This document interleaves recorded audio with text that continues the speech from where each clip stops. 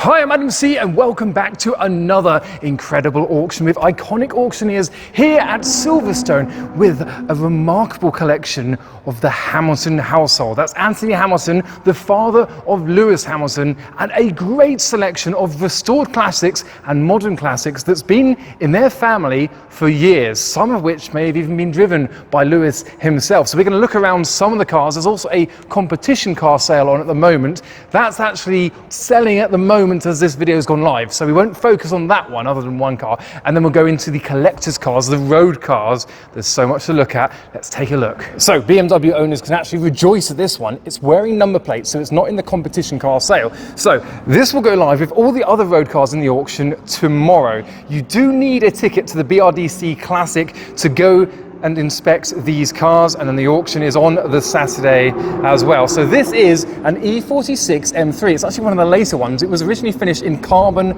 black, but now it has the Vorsteiner livery, and it's a stripped out road-going track car. Inside you've got a 6-point roll cage, you've got bespoke door cars on it, the Sparco seats there, you've got a carbon fibre roof that has been put onto this car, and this was freshly MOT'd in June. The estimate is £20,000 to £26,000. Now you may have noticed in the back wall we've got this lineup of Volkswagen camper vans. This one in particular is another famously owned car. He's only had it for the last few years, but Howard of Take That, there he is stood proudly in front of his car, owned this car for the last few years. This is a double door split screen sundial. So sundial was a name for taking panel vans, cutting windows into the sides and creating a new unique layout inside for camping and whatnot. You've got a little bedroom slash study at the back there, the kitchenette here.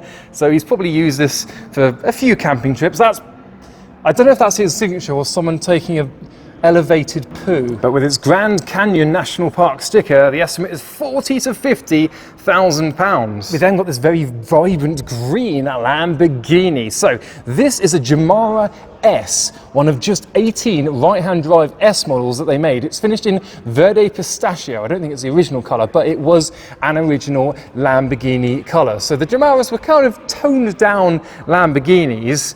They needed a Grand Tour that compiled with the US safety and emission standards, and this is what they came up with. With its 4-litre quad-cam V12 engine, 365 brake horsepower in the S version, top speed of over 160 miles an hour.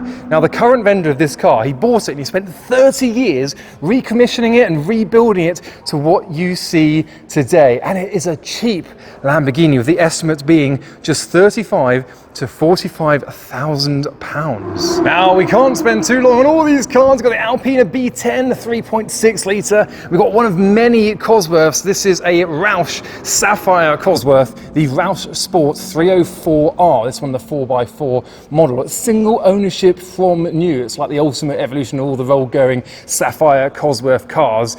Apparently only about 78 of these left the factory. Estimate £42,000 to £52,000 being this low ownership model. Oh, now I love the race cars. I just can't ignore a Lola, especially because Lola actually have a new home just down the road from here in the Silverstone Business Park. This one's a 1968 Lola T70. It's the Mark III, £125,000 to £150,000 for this purpose-built race car. Then you've got the Ford Puma Works rally car, genuine race car once again, £45,000 to £50,000. Down here, this is fascinating, a replica of a Group C Porsche 956, or you could say a 962. I'm going to say 956, so £70,000 to £80,000, inspired by Group C. It's got a 3.6 litre 5-speed manual. Oh, it's amazing. It's not road legal, but you know, it's got a housing for a number plate there. Who knows what you could do, get away with. And now we've got a midnight purple R35 GTR with a few visible upgrades. They claim this to have over 1,000 brake horsepower on Shell V-Power pump fuel. So it is a black edition. It's named the JM 1300, suggesting it could be 1,300 horsepower, but they're claiming just above 1,000 horsepower. It's had £100,000 in upgrades, this car. Professionally built and maintained by some recognised GTR specialists. This UK supplied black edition, £50,000 to £60,000. Now, I mentioned there were quite a few Cosworths, as per a lot of auctions these days. We'll come to this trio in a little bit, but first of all, we have this red Ford Escort RS Cosworth, believed to be one of just 3 finished in this radiant red, that is the colour name, and as a result, 90 to 120,000 pounds for this 33,000 mile Escort RS Cosworth. And now this trio, we have white, we have blue, and we have black of the RS500 Sierra Cosworths. So this one is actually the rarest colour in the RS500, and the estimate is actually, I think, the same as the Escort RS Cosworth, 90 to 100,000 pounds. So Moonstone Blue, 90 to 120. Then we have black. This is done 44,000 miles, but just 80 to 100,000 pounds. So a bit less money for a car that's a bit more common in colour, but fewer miles than the Moonstone Blue. So maybe that proving how desirable this colour is. But I think in the RS500 market, white ones often demand a bit of a premium. And this white one, it's done 16,000 miles, so it is low mileage, 150 to 200,000 pounds for the white ones. So they're all RS500s, all one of 500 that were ever made, and all slightly varying in price as well. And if you remember those prices, they range from 90 to 200,000 for the RS500 Cosworth. This is your standard RS Cosworth, so it's not the RS500. It hasn't got the upgrades of performance that the others do, and yet 80 to 100,000 pounds. But part of the reason is 6,000 miles from new, a very low mileage RS Cosworth that's now demanding similar prices to an RS500. Now, I know what you're going to say, I'm not allowed to call this Eleanor, but I am, because as of last year, you now can. Dennis Halke, who owns the merchandising rights to Gone in 60 Seconds, he had previously used claims of copyright and character protection to shut down GT500 Eleanor builds from YouTubers and other collections, and basically like cease and desist, not allowing them to make those cars. They even halted authorized Shelby owned projects as a result to the movie franchising rules. However, in 2025, last year, the American government, the US Court of Appeals, actually decisively ruled that the car named Eleanor is merely a movie prop and not a copyrightable character. So this is a Mustang Eleanor recreation GT500. Now, it doesn't have the 7-litre Cobra Jet engine that the GT500 should have. It's got the more reliable 390 cubic inch V8 engine with a modern Tremec T5 manual 5-speed gearbox. But it's not just classics in the auction. This is a Toyota GR Yaris, the 2025 model, so the facelift, but this is the RC lightweight model, believed to be one of just 2 in the country. It's done just over 2,000 kilometers, so it's a Japanese market only GR Yaris as a homologation style base for rally teams to use. They completely stripped it out. It's got no radio, no infotainment system, no sat-nav, no speakers, regular turnkey ignition, simplified interior, no sound insulation, halogen headlights instead of LEDs, saving 30 kilograms over the European market GR Yaris Gen 2, the RZs. So this Japanese-only RC has 304 PS and 400 Newton meters of torque.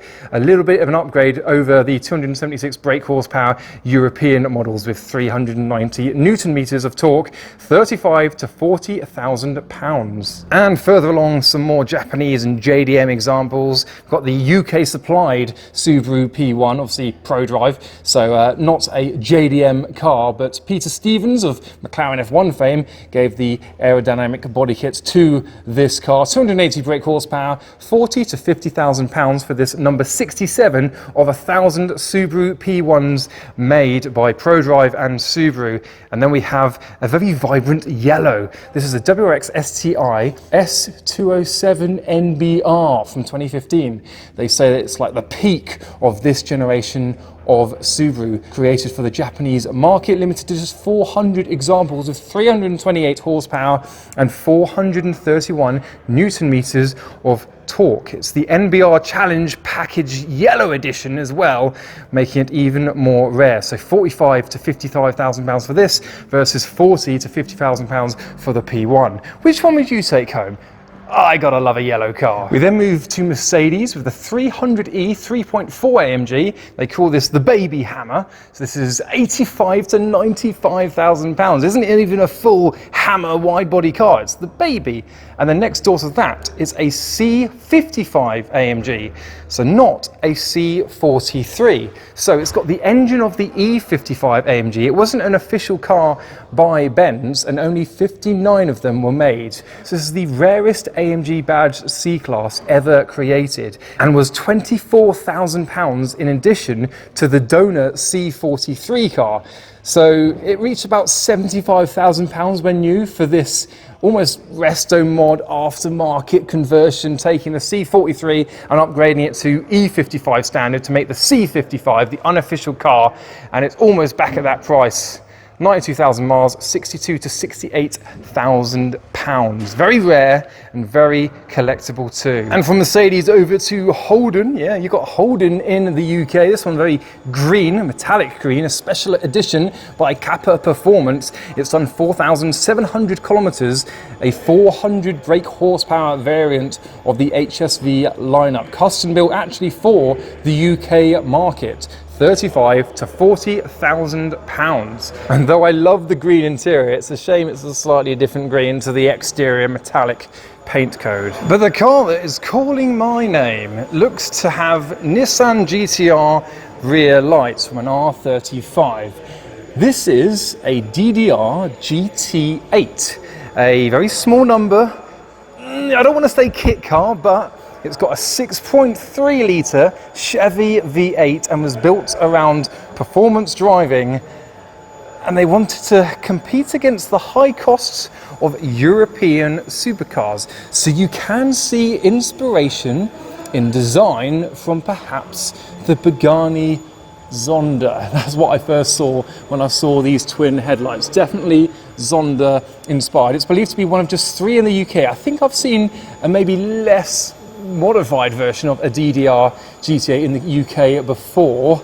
It's got a Holley EFI system, Audi 6-speed manual, and it weighs around 1,200 kilograms, so a great power to weight ratio. It's got limited slip differential, obviously mid-mounted V8. So with over 450 horsepower, this lovely wide track, European and Japanese inspired styling, and you've got some carbon fibre, you've got composite bodywork, tubular steel frame chassis, and just 38 to 48,000 pounds for this pretty fun road-going track car that apparently has never seen the track. It's done less than 2,000 miles of this car, and you can confuse road owners when coming towards them. It looks like a Zonda, and then as you overtake them, they can see those R35 GTR rear lights. Further down, we've got the Renault Clio Williams. This one is a Phase 3, and interestingly, the Phase 3 is a slightly different blue to the Phase 1 and 2. So this is Monaco blue pearlescent, whereas 1 and 2 were sports blue, which is slightly darker. So it's got this 2-litre 16-valve engine, 15-inch golden Speedline alloy wheels. This one's had 3 owners from new and only 15,000 miles. The estimate is 30 to 35,000 pounds. We have a Fisker Karma, very rare to see in this country. It's got a 2-litre 4-cylinder turbocharged engine up front, hence the long and attractive bonnet, and then obviously electric motors, quite an early hybrid sports car or Grand Tourer. So very rare to see in the UK. We've got the solar panel on the roof as well. 30 to 35,000 pounds buys you a car that you're very unlikely to come across going the other way on the M25 per se. I think I've only seen a couple in the UK before, so this is a very rare sight. But we're back into the main room for the Hamilton collection. We've got a few more cars first, including this, which is an XJ13 recreation, 300 to 400,000 pounds. Now this isn't owned by Anthony Hamilton, but he does have a few similar treats we're going to look at in a little bit, but that's very special. Road-going homage to classic race cars. You've got the 356, you've got the 911. This one is a Steve McQueen replica from Le Mans. There's a scene where he kind of drives through the mountains with just the sound of the exhaust, and this is an accurate replica of the car from that film. 120 to 140,000 pounds for this 2.2 litre S model 911. We've got more Porsches like the Valent RSR recreation. This one at 70 to 80,000 pounds. Such a striking car. And then we have a Gen 1 GT3 RS 997 generation. Now, the Gen 2s are absolutely surging and the Gen 1s are falling behind a little bit. So this one, 175 to 200,000 pounds is the estimate, and it's only done 9,000 miles. Now, to get a Gen 2, so basically the same car, a lot of upgrades, you're looking at over double that estimate. So now is an amazing time to buy a low mileage Gen 1 997 GT3 RS. And then you talk about the 4 litre, they're like 800,000 pounds for, again, it's the same generation, it just has an extra 0.2 litres. So that is a very good buy. The orange with the black classic spec. Now, talking of colours, this is a very, very rare car that was not an official Porsche model. They never made a turbo cabriolet of this generation, the early 993. It's a bit of a crossover. So there was a company that actually made these themselves, and some of them can sell for about £1 million. Now the estimate for this is 700 to 800,000 pounds. Created by Porsche's exclusive department, one of just 14 examples that was specially commissioned via the factory's exclusive department. So it was like within Porsche, but also not an official model. It's done over 13,000 kilometers from new, but they never offered this specific variant, like an air-cooled turbo cabriolet, in the official lineup range. So it's become a bit of a unicorn car, this one in Amaranth Violet. 1995 this was born, and it's the only possibility a customer had to get a turbo cabriolet of the air-cooled generation 993. Now, this is the moment. All of this, from this top corner all the way down to the other hall as well, is the collection that the Hamilton family are selling. A vast collection of cars, and there's a few similarities between some of the models. They've got loads of Mercedes, rather appropriately, got loads of Minis. They've got a few other cars, like a couple of Aston Martin Vantages, but we'll start with the Aston Martin Lagonda, and look at the length of this 4-door sedan. They didn't make too many of these, and they weren't quite as successful initially, but 80 to 100,000 pounds buys you this car, owned by the Anthony Hamilton collection. And every single one of these cars pretty much seems to have been meticulously restored, even up to recent date, and they're now getting rid of all of them. So it's up to speculation as to why Anthony Hamilton has decided to give up the family collection of cars, and hopefully there's a few more in their collection they're keeping behind, but there are some special cars here. So this is the Series 2 Lagonda. It's done just over 61,000 miles. It was the first ever production car in the world to use computer management, a digital instrument panel, and these ray tubes that they use for the instrument engine there. So it's all kind of hidden away at the moment. 5.3 litre V8 with twin choke Weber carburetors,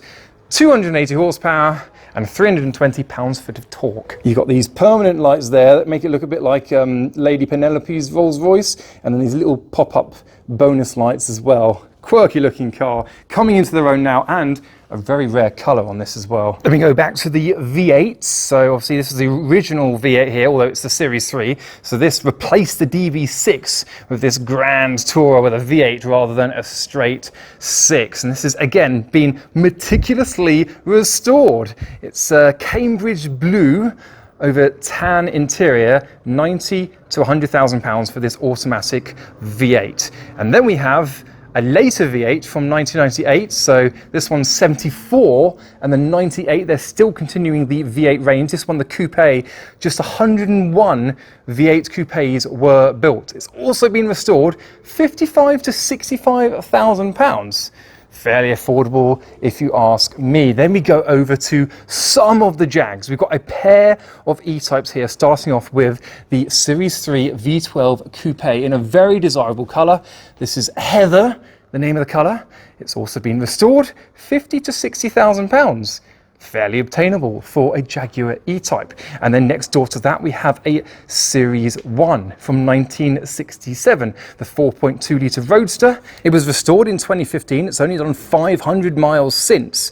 Green with tan leather interior, 80 to 100,000 pounds. And before we get to another E-Type, we have this Italian Coachbuilt Triumph. So it is a Triumph, but it is named the Italia 2000 Coupe. They started life as a Triumph TR3 and then had this Italian bodywork grafted onto it. So it costed an extra £1,440 in Italy, which is 26% over the price of a TR3 donor car.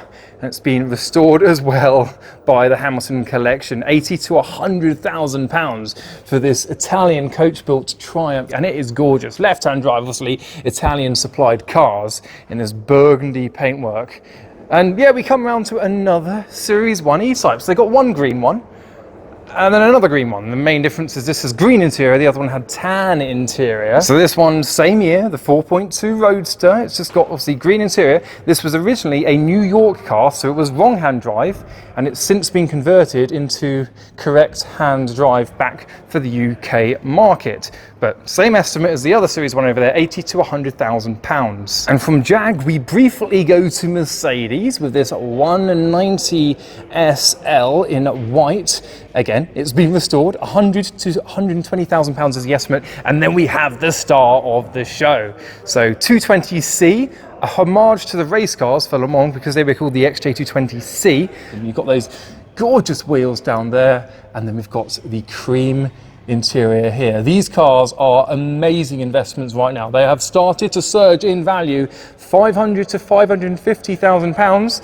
I don't think you're going to see one as cheap as that for a long time. It's only done 3,277 miles from you, one of just 69 UK supplied right-hand drive cars, with its previous owner having it for 25 years, and now it's in the Hamilton collection. This is the star of the show for me. Not the highest value car, but perhaps one of the most legendary, and owned by a legendary family too. Now I can picture a young Lewis Hamilton thrashing around the streets in this, the Edition 507. It's got 507 brake horsepower. It was the final hurrah for their 6.2 litre V8, the swan song, the M156. So it's basically a black series without all the kits and bits on it, and I think quite a good investment, especially the 507, naturally aspirated. So they owned this for 12 years. So you can see, 12 years ago, Lewis driving around in something like this before we even raced for Mercedes, I think. So it's done 32,000 miles, and some of them could have been completed by Lewis himself. 34 to 38,000 pounds. I mean, they're going to be 50 grand one day, so I think it's an investment and has a great backstory as well, this Edition 507. We've got even more Mercedes in the collection, the 300 SL. Now, this one was delivered originally to a heavyweight boxer, actor and nightclub puppeteer, Billy Golden Boy Walker, who I'm afraid I do not recognise, during his time on Jersey to escape from paying the government money. And then in March 2025, Anthony Hamilton bought that, partially because it's strength of the long-term ownership from a famous backstory wielding character, and now it's got even more famous backstory wielding characters in its history, so quite a well-owned car. 40 to 50,000 pounds for this 1989 300 SL or SL 300, depending where you want to go. Now we go to even more Triumphs. They do seem to like a Triumph, especially this one. This is believed to be one of the only surviving prototypes for the TR5. They started life as a TR4A and created 5 prototype cars to show what the TR5 would look like. It wasn't a huge seller. They only made about 1,100 of these TR5s in correct hand drive at least, and this has been restored once again to a remarkable level. So its 80 to 90,000 pound estimate is quite strong. You might presume that it's next door to a Triumph TR2 because that is the base for this car, but it's no longer a Triumph. This is a Swallow Duretti, built in Walsall in Staffordshire by the Swallow Coach Building Company. So another coach built car. Look at the stitching on the windowsill and over the dashboard of that as well, based on a TR2, stylish 2-seater car. TR2's engine and running gear, 55 to 65,000 pounds. Anthony is a Triumph lover, not only of his son's Triumphs in Formula 1, but also the collection of cars he has here. So this is the Triumph GT6. As the Aston starts up, it's actually a Jaguar XKR, that, we'll go to it in a little bit. So this is the Series 1 of the Triumph GT6 with its straight six engine. It's only done 31,000 miles, often called a cut price E-Type, and it is actually finished in an Aston Martin colour, Cambridge Blue. 25 to 30,000 pounds is the estimate for an early GT6. So this marvellous creation has been the brainchild of a David Brown. And there's a few more David Brown cars in the Hamilton collection in the other room that we'll go to in a little bit. But obviously it's inspired by the stylings of the Aston Martin DB5 and 6. But a lot more elongated and on a more modern chassis. As I said, it's on the Jaguar XKR platform. So look at the date, 2016 is the year of the car, and probably the year of the donor car as well. So Jaguar internals, it's got the 5-litre supercharged V8 that you heard briefly. It's only covered 569 kilometers from new. You've got gorgeous sculpted fuel filler cap there, speedback written in there, and then you've got the metallic green paintwork too. The quad exhaust, it's believed to be the second car that David Brown Automotive ever created, named the Speedback GT. So 520 horsepower. And there is your Jaguar XKR interior, but with Aston Martin inspired styling. Now it doesn't say Aston Martin anywhere. It's not an Aston Martin, but you can see where the inspiration has come from. Another car in the Anthony Hamilton collection. Now, this is one of 2 Jaguar C-Type recreations, and I need to kind of work out which one's which. You've got number 23 here, and you've got number 619. This car was created in 2016, but is inspired by the 1951 XKC 003 that won Le Mans in 1951 and took part in the Mille Miglia in 1952. So it's got a 1951 XK straight 6 in it. Gearbox is a correct close ratio Moss SH type as seen in the original race cars, and it's cars like this that inspired Jaguar themselves to do their own recreations. Nut and bolts, two-room recreations of their early cars, such as that we'll come to in a little bit. And then we have this one, which is part of the same kind of lineup of recreations. This is another tool room copy created by Coventry Classics. This one is XKC 001, so that's 003 over there, and this is 001, believed to be the most accurate and exclusive C-Type ever remanufactured. So 175 to 225,000 pounds is the estimate for both of these, because they were created at similar times and both inspired by similar cars, chassis number 3 and chassis number 1. And here we have the XKSS, again a recreation. So they had the D-Types racing, and then they had to create a few road-going cars, so that's what created the XKSS originally. But Jaguar only actually ever made 16 genuine XKSSs, hence the need for all these reproduction cars. Look at the purple interior in this. I wouldn't have expected purple around the dashboard through to the seats. So again, it's cars like this. It's got a 4.2 litre straight 6 that inspired Jaguar themselves to make their own recreations. It's got DS11 as its number plate. It's got XK140 components. And then the engine's got the correct C-Type head. It's got D-Type cams, a lightweight flywheel, so it's probably a hoot to drive. 325 to 375,000 pounds is the estimate for this, that then became the template for the official Jaguar XKSS continuation series cars, which are in the millions. So actually, again, good value for this Anthony Hamilton collection car. But into the other room we have more clues as to Anthony's fondness for Triumphs. So they have the Spitfire here. This is a Spitfire 4 Mark 1, and then we've got a Spitfire 4 Mark 1. This one is red with a hard top, and we've got white with red interior and soft top. So again, it's been restored. It's only done 13 miles since it was restored. It's got the 1.15 straight 4 rather than the straight 6 of the GT6 of similar aesthetics. So it's only got 63 horsepower, I think, in these. 18 to 22,000 pounds, quite strong value for the Spitfire 4. And then for the Spitfire 4, another restored car, only 2 miles since restoration, and this one is 20 to 24,000, so a little bit more than the red one. Now we move down to the small section of minis, or the mini section of smalls. So these two are both David Brown cars, the same guy that did that Jag Aston in the other room over there. They also turn their attention to minis and create up-to-date versions of the Mini Cooper. This one's got the very up-to-date LED headlights. 70 to 80,000 pounds is the estimate for both of these. This has done 1,400 kilometers, and this one has done, I think, even less than 1,000 miles since completion. 70 to 80,000 pounds. Then we have a Morris Mini Cooper, the 1275S Mark I. It's been restored again, but only 30 to 35,000 pounds. And then from Morris we go to the Austin Mini. This is the 1071. So a slightly smaller engine than the Morris. So this is from 1964 and the Morris is from 1968, and therefore this demands a little bit more, 34 to 38,000 pounds. It's done just over 20,000 miles in all of that lifetime. And then we have another Austin Mini over here in a lovely shade of teal.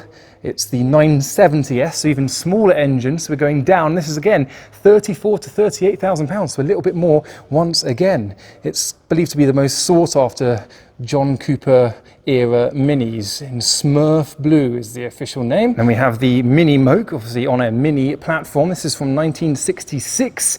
It's been owned by one family for 57 years, and then the Anthony Hamilton collection acquired it. It's only done 22,000 miles, so you don't want to do too many miles with no cushioning in the seat. So actually that's quite impressive mileage for this car, 25 to 30,000 pounds. And then the Austin Healey Frog-Eyed Sprite. This car in particular has got a supercharger, so it's upped the power by over 40%. It's only done 5,000 miles on the display, but that could have been since the restoration. Of course, it's been restored. 25 to 30,000 pounds is the estimate for this car, and that is the entirety of the Anthony Hamilton collection. So 27 cars from Anthony Hamilton, believed to fetch over £3 million in the auction, with all these other cars, including this, which is another ex-Brunei royal family car, the 928 S4. Estimate on this, 35 to 40,000 pounds. So I hope you enjoyed this video from Iconic Auctioneers. So tomorrow, as I upload this video on the Saturday, is when the auction takes place. You need to get a ticket for the classic show that's at Silverstone, which I think will be fantastic. It's kind of taking over from Silverstone Classic. I won't be there, but I hope you get to see it yourself. But for me, as Iconic Auctioneers, I think that was pretty much that. But for now, thanks for watching.